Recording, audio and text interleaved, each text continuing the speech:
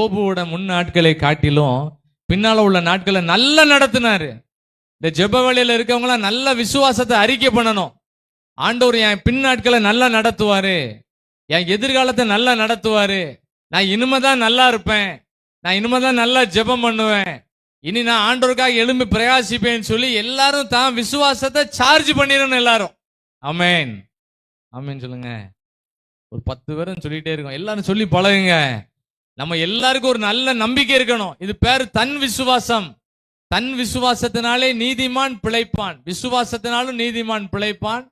ஒவ்வொருவருக்கும் தன் விசுவாசம் இருக்கணும். யோபுவுக்கு ஒரு தன் விசுவாசம் இருந்தனால எல்லா ஃபெயிலியரையும் அவர் ஜெயிச்சிட்டார். ஆமென் ஆமென் ஆமென் சொல்லுங்க. நான் 2004வது வருஷம் நான் ஆண்டவரை ஏற்றுக்கொண்டேன். 2004வது வருஷம் பிஷப் சார்ஜன்ல டீச்சர் ட்ரைனிங் படிச்சுக்கிட்டு இருக்கும்போது கர்த்தர் என்னை சந்திச்சார். அப்ப நான் நினைச்சேன் ஆண்டவரை ஏற்றுக்கொண்டாச்சு, இனிமே எல்லாம் நமக்கு ஆசீர்வாதம் தான் அப்படின்னு நினைச்சேன். ஆண்டவர் ஏற்றுக்கொண்ட உடனே எல்லாம் நமக்கு ஆசீர்வாதம் தான் அப்படின்னு நினைச்சு உள்ள வந்தேன். வந்து பார்த்தா அது வரைக்கும் டிஸ்ட்ரிக்ட் சீனியாரிட்டியா இருந்துச்சு. நான் படிச்சு முடிச்ச உடனே ஸ்டேட் சீனியாரிட்டியா மாறிடுது. அப்படின்னா என்ன அர்த்தம்?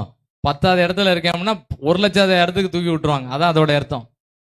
எல்லாம் வாழ்க்கையில ஒரு தீமை மாதிரி நடந்துகிட்டே இருந்துச்சு. சரி, பிஎட் முடிச்சு பார்த்தேன். அதுல உடனே வந்துடலாம்னு பார்த்தா அப்பதான் என்னது டிஆர்பி எல்லாம் உள்ள வருது. டெட் நம்பர் 1, 2ன்னு வந்துச்சு. ஆண்டவருக்கு நன்றி சொன்னேன். ஆமென். கடைசி வரைக்கும் வேலை கிடைக்குமான்னு நானும் ஊழியத்துக்கு வந்தாச்சு. ஆண்டவர் உடனே எல்லாம் நடத்திடுவார்னு சொல்லி இப்படி எல்லாரும் நினைச்சுக்கிட்டு இருப்போம். நான் ஜெபம் பண்ணிட்டு இருக்கேன், ஆண்டவர் உடனே டான்னு நடத்துவார். ஒரு ஏற்ற காலம் வரும்போது எல்லாத்தையும் சேர்த்து நடத்துவார். ஆமென். சரி, திருமண காரியம் நடந்தது. அதுலயாவது கர்த்தர் சக்சஸ் பண்ணி கொடுத்தலாம் பார்த்தா கிட்டத்தட்ட 13 ஆண்டுகள் எனக்கு குழந்தை கிடையாது. 13 ஆண்டுகள் கிடையாது.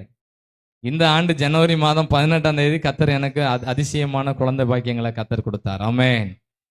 எல்லாம் நம்ம நினைச்சுக்கிட்டு இருக்கோம் நம்ம ஆண்டவருக்கு முன்னால அப்படி இப்படின்னு. ஒண்ணு இல்லை, கர்த்தர் ஒரு குறிப்பிட்ட ஒரு காலம் வச்சிருப்பாரு.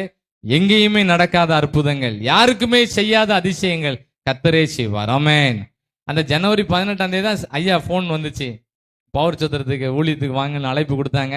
உடனே வருகிறேன் ஐயான்னு சொன்னேன். ஜெபத்து இந்த ஊழியத்துக்காக ஜெபம் பண்ணிக்கிட்டே இருந்தேன். கிட்டத்தட்ட போன வருஷமும் இதே ஏப்ரல் மாதத்துல உள்ள ஊழியத்தை ஐயா எடையங்குடியில இருந்தாங்க. அப்போ இந்த ஊழியத்துக்காக அங்க எடையங்குடிக்கு போயிருந்தேன். அப்போ கொடுத்த செய்தியும் இன்னும் என் மனதுல ஓடிக்கிட்டே இருக்கு. ஆமென்.